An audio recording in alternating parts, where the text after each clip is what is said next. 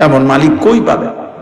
হায় যুবক, কারে দেখলাম বা এই মোবাইলের নর্তকী দেখা কি সুখ পাইলা? বেঈমানের মতো চুল রাইখা কি ইজ্জত পাইলা? কোন বেঈমান কোনদিন তো তোমারে দেখতেও আসবে না, ধন্যবাদ জানাইতেও আসবে। এই পৃথিবীর কোন বেঈমান, যারা বেঈমান মুশরিকের মতো চুল রাখো, কোন মুশরিক, কোন বেঈমান আজ পর্যন্ত কোনদিন তোমার একটা ধন্যবাদ জানাইছিনি? যে পৃথিবীতে যারা যারা যারা যারা আমার মতো চুল রাখছেন তাদেরকে ওয়েলকাম, তাদেরকে ধন্যবাদ। একটা বেঈমান তো জীবনে কোনদিন ধন্যবাদটুকু জানাবে না।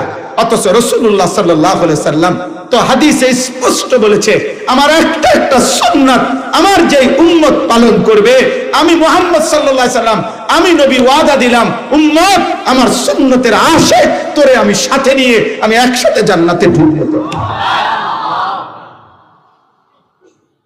তিনি তো ওয়াদা দিছেন, নবী সাল্লাল্লাহু আলাইহি সাল্লাম তো ওয়াদা দিছেন, উম্মত আমার সুন্নাত অনুসরণ করো, আমি তোমাকে সঙ্গে রাখবো, তুমি আমার সঙ্গী হবে, তুমি আমার সঙ্গী হবে, তুমি আমার সঙ্গী হবে। কার মতো হারায় গেল নওজোয়ান? মুসলমানের বাপ, আপনারা যারা অভিভাবক আছেন, আপনারা আপনাদের চোখের সামনে আপনাদের ছেলেগুলোকে কেন ছেড়ে দিলেন? ছেড়ে দিলেন কেন? এই ব্যর্থতার দায়ভার কার?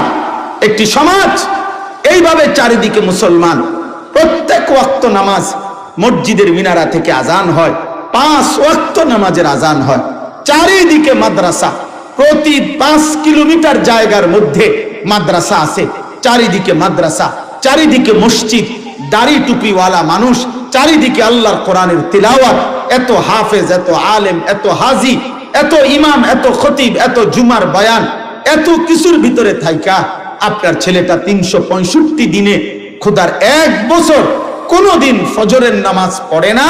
এটা আপনার ছেলে কেমনে, মুসলমানের বাচ্চা কেমনে, আমি এটা বুঝি না।